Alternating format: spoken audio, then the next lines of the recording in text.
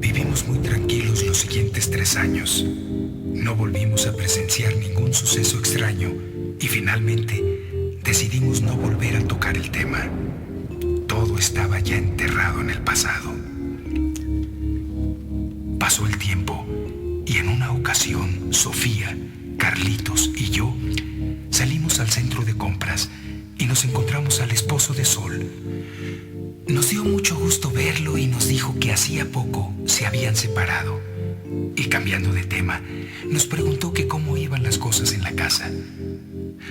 Le dijimos que ya no habíamos tenido problemas al respecto y nos advirtió que por favor tuviéramos mucho cuidado, pues según le había dicho su mamá, que habría posibilidades de presentarse de nuevo los extraños sucesos en un lapso de 10 años, pues el demonio no había sido destruido.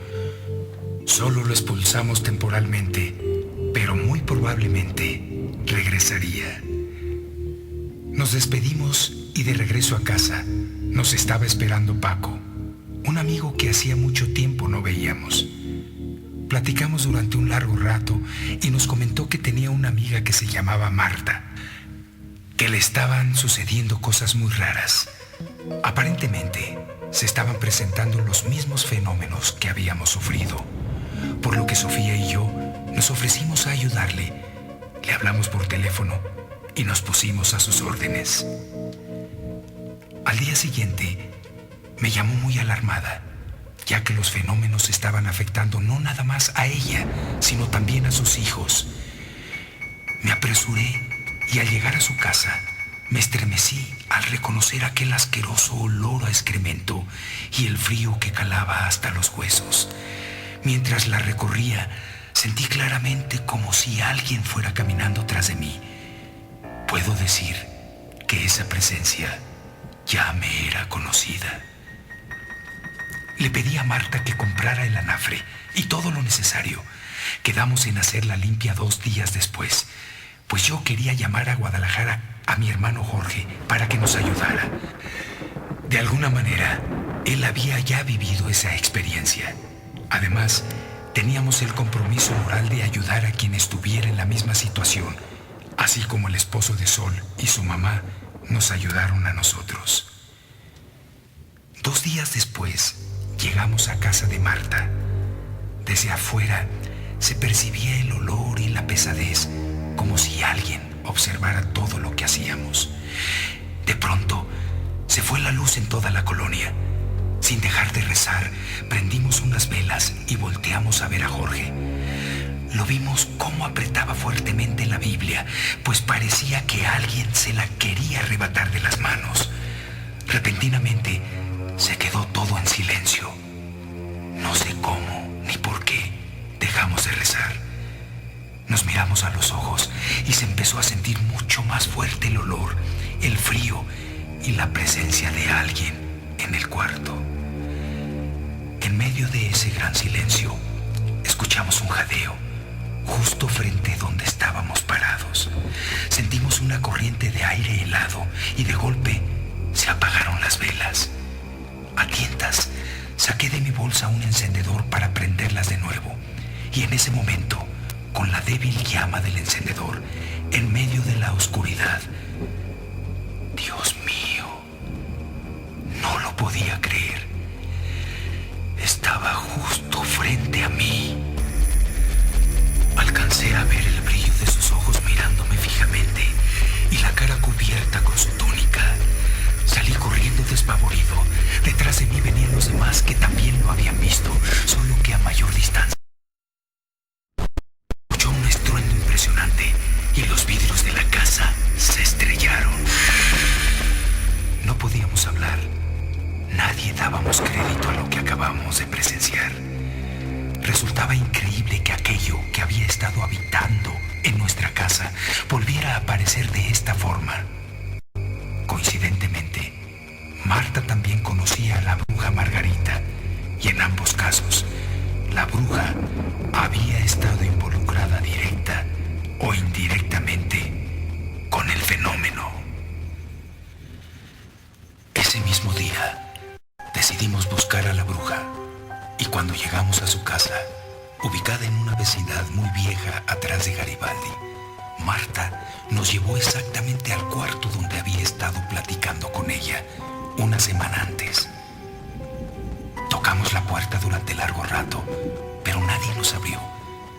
Dedujimos que no se encontraba, pero cuando nos disponíamos a irnos, se acercó una vecina y nos preguntó que a quién buscábamos. Le respondimos que a la señora Margarita. Al escuchar esto, se nos quedó viendo muy extrañada. Nos dijo que la persona que vivía ahí, efectivamente, se llamaba Margarita y que practicaba la brujería. Pero esa señora hacía más de 30 años que había muerto. Sin poder reaccionar, nos quedamos helados de la impresión. ¿Cómo era posible que una semana antes Marta había platicado con ella y la descripción que nos estaba dando la vecina coincidía perfectamente con la persona que habían conocido Jorge y Norma? Durante el regreso a casa, nadie habló una sola palabra. Esa noche caímos rendidos, y más por tantas impresiones que habíamos recibido durante el día. Pasamos una noche muy inquieta, llena de extraños presentimientos y confusiones. Pasó el tiempo y nunca más volvimos a saber nada de Marta ni de su familia. Las cosas iban de maravilla, éramos muy felices y la tranquilidad en la que vivíamos era increíble. Económicamente nos estaba yendo muy bien. Siempre estábamos rodeados de amigos y sobre todo, nuestro matrimonio marchaba viento en popa. No es por nada, pero éramos la envidia de muchos, que nos veían como si fuéramos una pareja de recién casados. Así transcurrió hasta el año de 1990, y si mal no recuerdo, fue aproximadamente en el mes de diciembre, una fría noche de invierno. Sofía se despertó muy exaltada, no paraba de llorar. Cuando se calmó, me dijo que había tenido un sueño muy extraño.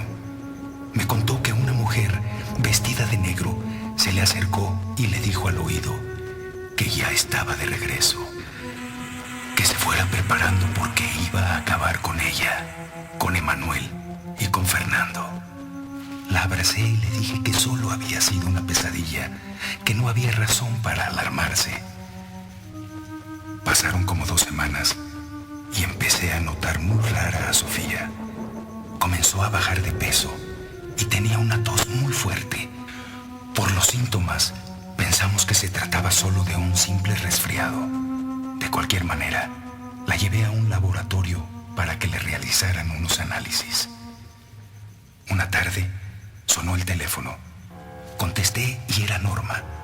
Después de saludarme, me dijo que el motivo de su llamada era para informarme que hacía 2 días habían asesinado a Fernando, que estando en medio de una riña le habían dado 2 tiros en la cabeza. Sentí como un escalofrío me recorrió toda la espalda. No supe qué contestarle y colgué. Cuando se acercó Sofía, me preguntó: «Murió Fernando, ¿verdad?».